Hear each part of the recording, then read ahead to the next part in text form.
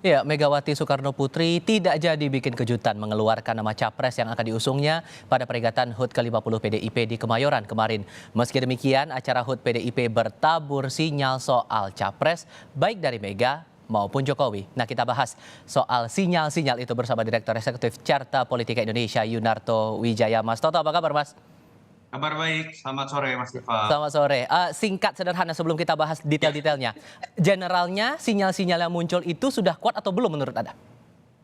pertama saya ingin mengatakan dari awal sudah diperkirakan bahwa tanggal 10 Januari, hari ulang tahun ke-50 harusnya tidak akan dimanfaatkan untuk deklarasi ya, kalau Hmm. yang seperti itu. Kenapa? Karena ini adalah refleksi internal partai, makanya tidak ada satupun partai lain yang diundang. Artinya benar-benar ini acara konsolidasi internal, bintangnya hanya satu, hanya boleh satu, Ketua Umum Ibu Mega.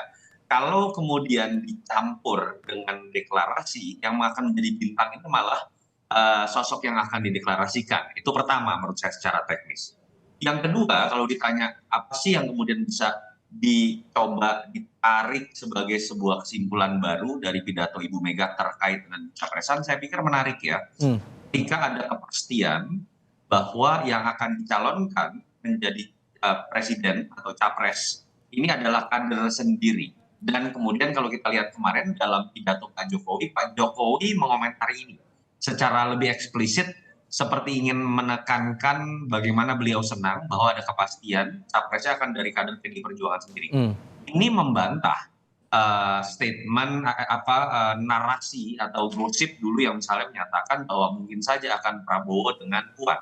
Artinya kalau Prabowo Puan kan berarti PDI Perjuangan hanya akan menempatkan kadernya di posisi nomor 2. Iya. Di sisi lain kan Bu Mega juga mengatakan menekankan tentang hat-trick.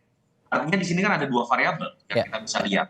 Pertama, capresnya adalah kader sendiri. Kedua, juga mengejar target. Artinya harus menang. Nah, dilihat dari prasyarat ini, yang memenuhi prasyarat malah menurut saya secara implisit ini makin mengarah kepada Ganjar Pranowo. Walaupun tinggal pertanyaannya adalah kapan akan diumumkan. Ibu Mega kemarin juga sudah Iya. mengungkapkan beliau tidak mau ditekankan atau ditepuk tangan dan kemudian langsung mengumumkan, tapi mungkin akan ada momen lain yang tidak akan dicampur seperti momen kemarin yang memang bintangnya Iya. adalah Eh, Ketua Umum sendiri.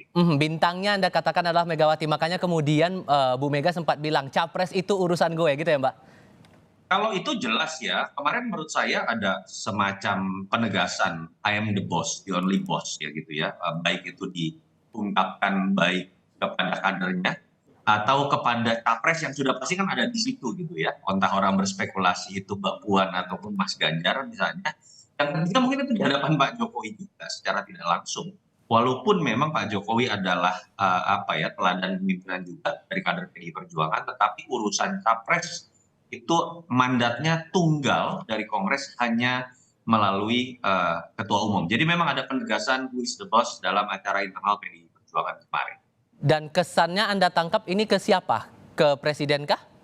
Tadi kan saya sudah sebutkan, Hmm. kader juga, kepada capresnya juga yang kita nggak tahu siapa ya, Hmm. entah Mas Ganjar atau Mbak Puan, atau kemudian ke Pak Jokowi juga yang saya sebutkan tadi. Hmm.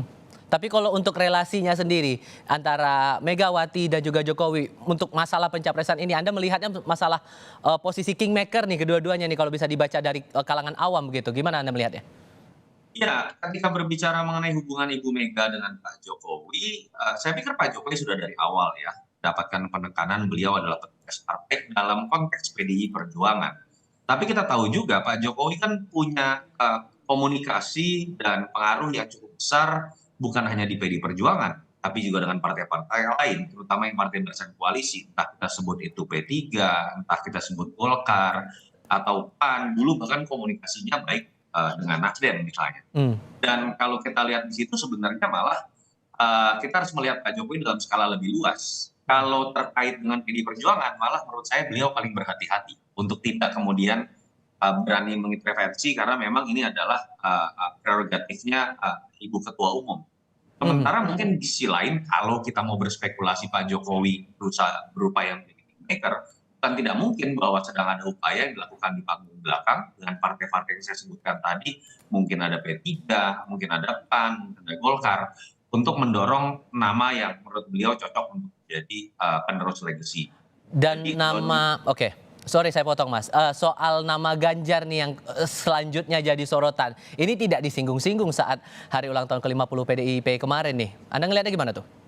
Kan tadi saya sudah sebutkan, Mas, penegasannya adalah kemarin acara internal partai, bahkan tidak ada satu ketua umum partai lain pun yang diundang.